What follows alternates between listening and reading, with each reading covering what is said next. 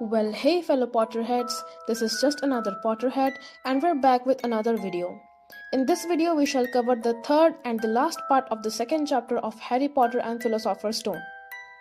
If you guys haven't watched the previous videos yet, please go and check out our previous videos available in our Instagram handle and YouTube channel. Then it will be easy for you to follow up with this video. Links to them are in the caption. Now, without wasting any more time, let's get into this video. The snake jerked its head towards Uncle Vernon and Dudley, then raised its eyes to the ceiling.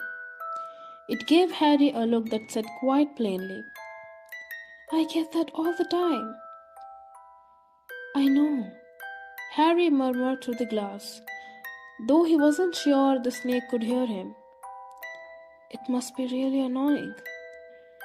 The snake nodded vigorously. "Where do you come from anyway?" Harry asked. The snake jabbed its tail at a little sign next to the glass. Harry peered at it. Boa Constrictor, Brazil. Was it nice there? The boa constrictor jabbed its tail at the sign again and Harry read on. The specimen was bred in the zoo. "Oh, I see. So you have never been to Brazil?" As the snake shook its head, a deafening shout behind Harry made both of them jump. "Dudley! Mr. Dursley! Come and look at the snake! You won't believe what it's doing!" Dudley came waddling towards them as fast as he could. "Out of the way, you!" he said, punching Harry in the ribs. Caught by surprise, Harry fell hard on the concrete floor.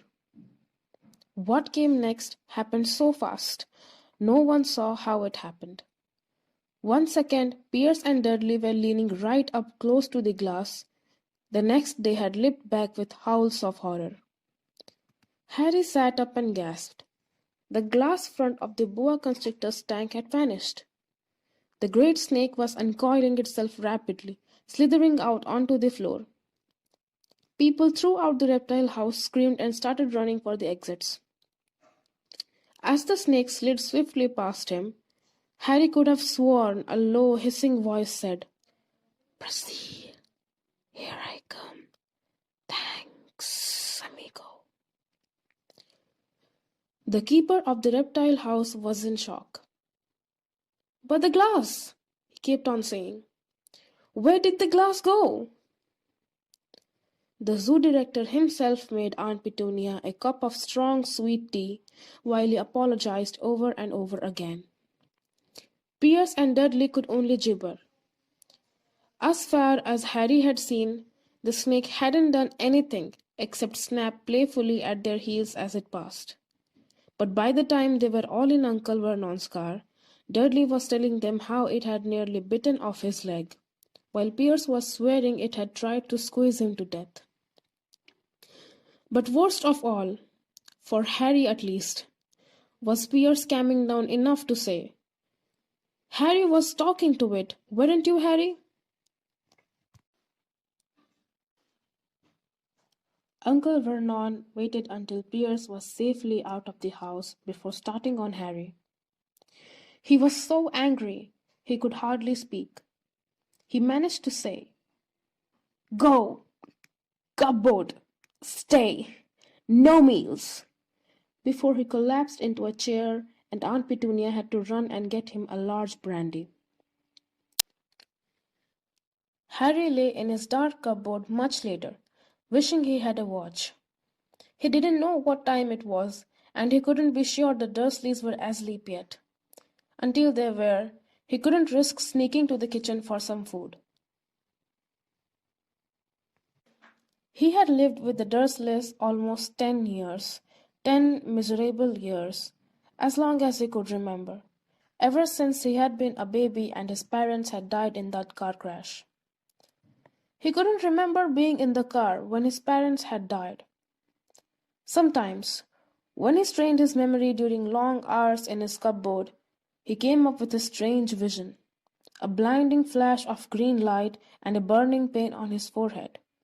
This, he supposed, was the crash, though he couldn't imagine where all the green light came from. He couldn't remember his parents at all. His uncle and aunt never spoke about them, and of course he was forbidden to ask questions. There were no photographs of them in the house. When he had been younger, Harry had dreamed and dreamed of some unknown relation coming to take him away, but it had never happened. The Dursleys were his only family.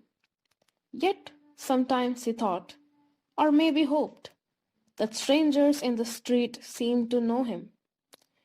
Very strange strangers they were too. A tiny man in a violet top hat had bowed to him once while out shopping with Aunt Petunia and Dudley. After asking Harry furiously if he knew the man, Aunt Petunia had rushed them out of the shop without buying anything. A wild-looking old woman dressed all in green had waved merrily at him once on a bus. A bald man in a very long purple coat had actually shaken his hand in the street the other day and then walked away without a word. The weirdest thing about all these people was the way they seemed to vanish the second Harry tried to get a closer look. At school, Harry had no one. Everybody knew that Dudley's gang hated that odd Harry Potter in his baggy old clothes and broken glasses. And nobody liked to disagree with Dudley's gang.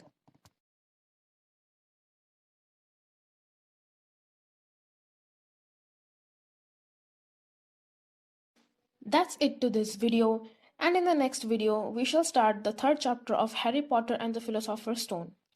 So, the question for today is, what was Harry's vision when he strained his memory during long hours in his cupboard? Comment down your answers. The comment section is all yours. The correct answers will get a shout out in our IG story.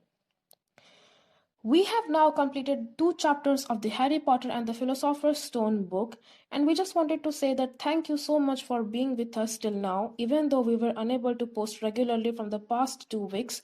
Thank you so much for being patient all this time. Your support encourages us to keep doing this even in amongst all those cruel school assignments. And please like and share our video and also subscribe to our YouTube channel. Link is in the caption.